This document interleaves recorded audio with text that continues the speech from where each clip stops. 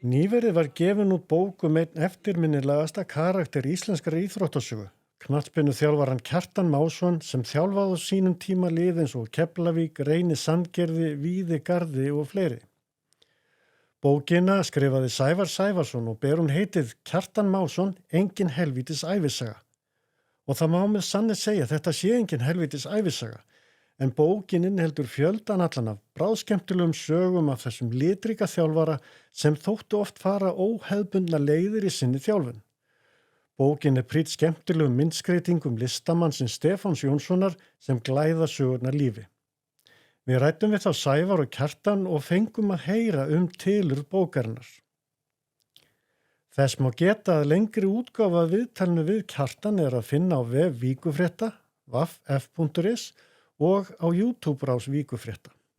Það var að næga að taka, það rataði nú ekki allt í bókina sem ég hafði, en þetta var svona hugmyndafræðin á bak við, þetta var að vera með mikið af svona stuttum og snörpum sögum og ég á það til að lengja svolítið setningarna samkvæmt þeim sem að prófarkalesa hjá mér og ég reyndi að stytta þær mjög núna og gera sögunar hverju eina svona snarpa og létta yfirlestrar.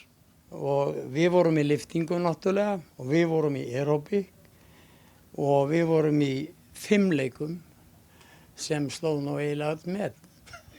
Það hefur nú verið sjón að sjá marga þessum styrpusum, kannski verið að taka splitt og spíka. Það nefnilega, en ég fekk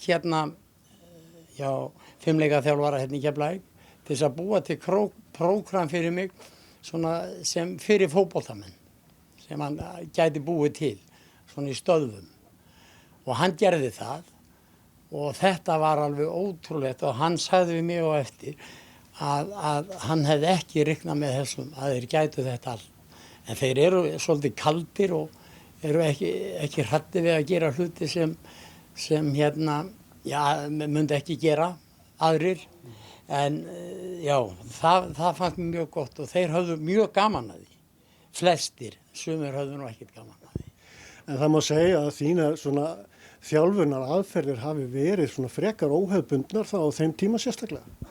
Já, ég vissi náttúrulega ekkert það en þetta, mér fannst liðleikinn og snerpan kannski mætti vera mun betri.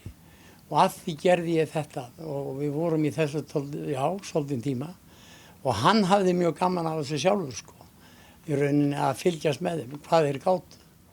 Og það var ekkert lítið, fannst mér Svo vorum við með fimleikana og svo æfðum við einu sinni tvisvar í viku í Hafnarfirði á gervigrasinu þar og þeir kyrðu þetta bara á milli og ég held að aldrei verið talað bensín eða neitt svona, þeir kyrðu bara, skiptust á og það var mjög gott að vera þar en það var oft svolítið svalt á milli þegar vorum að keyra, menn fóru aðeins út af og svona, það voru margir til þess að hjálpa þannig að það var allt í lagi.